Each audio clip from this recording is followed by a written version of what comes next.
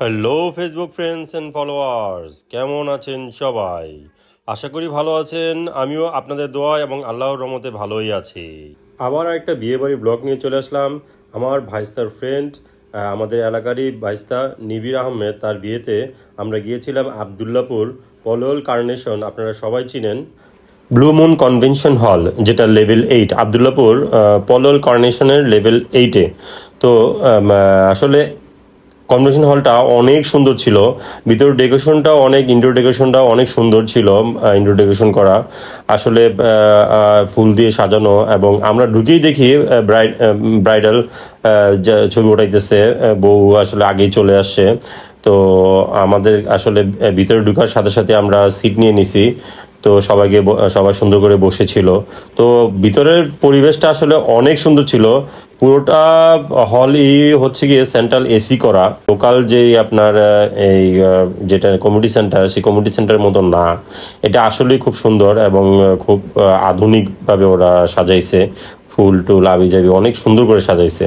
তো ভিতরে গিয়ে আমি যেরকম চিন্তা করছিলাম যে কেমন না কেমন হবে, তো ভিতরে গিয়ে আসলে মনটা আমার পুরো ভরে গেছে, আসলে এত সুন্দর।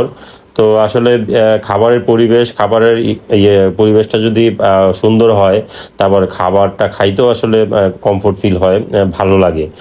এই জন্য আসলে নিবিড়ের ফ্যামিলি এবং নিবিড়ের বাবা মা এবং নিবিড়কে ধন্যবাদ এত সুন্দর একটা পরিবেশ আমাকে উপহার দেওয়ার জন্য। তো ভিতরে গিয়ে আসলে নিবিড় খুব ব্যস্ত ছিল, ওর সাথে অতটা একটা কথাবার্তা বলতে পারি নাই। তো আমি ফাঁকে একটু চিন্তা করলাম যে ভিডিও টিডিও করি নিই। তো যেহেতু আমি ব্লগ করি, তার ভিতরে গিয়েই প্রথম আমরা ভিডিও শুরু করলাম। তো ভিতরে ডেকোরেশনটা আসলে সিলিং এবং ভিতরে নিচের টাইলস এবং চেয়ারগুলো মানে এত সুন্দর করছে, পুরো ফরেন স্টাইলে, মানে ওয়েস্টার্ন স্টাইলেই ওরা কনভেনশন হলটা সাজাইছে। আসলে যেরকম ওদের সাজানোটা, আসলে ওদের খাবারটাও মানে অসাম ছিল।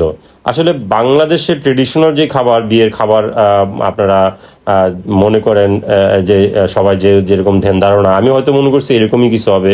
কিন্তু বাংলাদেশের বিয়েতে এমন একটা আইটেম আসলে অ্যাড হয়েছে, ঠিক আছে, যেটা মানে কল্পনা করার মতো না। আমি কখনো চিন্তাও করি নাই যে বিয়ের খাবার আইটেমটা এটা হবে। আসলে তারা মানে বাংলাদেশে আসলে মানে প্রত্যেকটা জায়গাতেই কাচ্চিটা অনেক চলতেছে।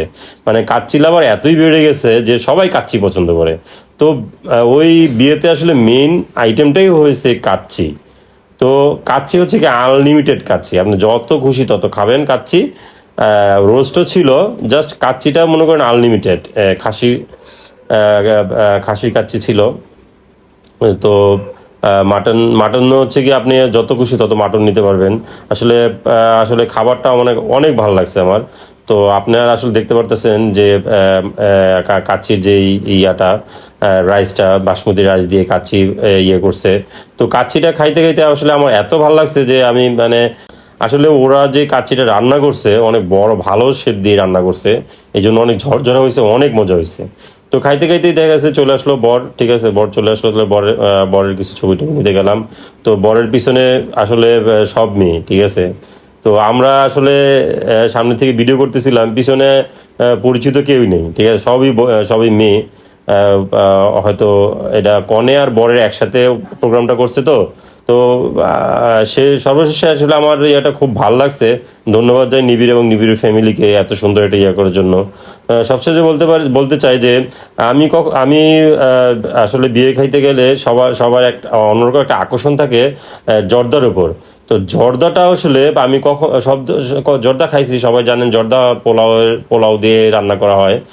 তো আমি অবাক হয়েছি যে ওই জর্দাটাও ওরা রান্না করছে হচ্ছে গিয়ে বাসমতি চাল দিয়ে, এবং এতটা ঝরঝরা হয়েছে। তো মানে আমি কাচ্চি খাওয়ার পরে আমার পেট এমনি ভরা, চিন্তা করছি অল্প কিছু জর্দা খাবো, কিন্তু জর্দাটা মানে আমি অল্প একটু খেয়ে দেখলাম এত মজা, মানে আমি পুরো থান্ডার্ড হয়ে গেলাম। জর্দার মধ্যে কাজু বাদাম দিছে, তারপরে আরো অনেক কিছু পেস্তা বাদাম দিছে, তারপর মুড়ো পাটুর বা আবিজাবি যা আছে, তো এটার মধ্যে এক্সক্লুসিভ কিছু দিছে যার জন্য এত মজা লাগছে। তো আমি মানে জর্দা খাইতে গিয়ে মোটামুটি ভালো পরিমাণে জর্দাই খাইছি। হয়তো আমার লাইফে হয়তো এত বেশি জর্দা কখনো খাই নাই। মানে এত মজা লাগছে জর্দাটা, আমারও মজা লাগছে, আমার ওয়াইফের মজা লাগছে, আমার বাচ্চাদের তো আরো মজা লাগছে। তো খাবারটা আসলে কোনোটার থেকে কোনোটা খাবার মানে এই, খারাপ ফালায় দেওয়ার মতো না। ঠিক আছে, খাবারটা অনেক মজা হয়েছে, আমি যেরকম আসলে আশা করছিলাম আসার চেয়ে আরো বেশি অনেক মজা লাগছে। আপনারা যারা যারা খাইছেন তারা হয়তো বুঝতে পারবেন, যারা খান নাই, যারা প্রোগ্রামে যান নাই, ঠিক আছে, তারা সারা জীবনে মিস করবেন। বিশেষ করে ঠিক আছে যারা কক্সবাজার ট্যুরে গেছেন আমাদের বন্ধু গ্রুপের, শালম ভাই, ইমরান, বাবু ভাই, ঠিক আছে, তাদেরকে অনেক মিস করছি। তারা থাকলে আসলে প্রোগ্রামটা আরো অনেক মজা হইতো, অনেক আনন্দ আনন্দ অ্যাড হইতো। ঠিক আছে, তারা এই খাবারটাকে মিস করবেন, এই প্রোগ্রামটাকে মিস করবেন। ঠিক আছে, তাদের জন্য ঠিক আছে দুঃখ প্রকাশ করতেছি, হয়তো তারা এই প্রোগ্রামটা মিস করছেন। ঠিক আছে, তো শুভকামনা রইল বা নিবিড় এবং নিবিড়ের ওয়াইফ নতুন জীবনের, এই শুভকামনা করে আমার ব্লগটা আজকে এখানে শেষ করতেছি। সবাই শেয়ার, লাইক, কমেন্ট, শেয়ার করবেন এবং আসলে ব্লগটা কেমন হয়েছে কমেন্টে জানাবেন। ধন্যবাদ।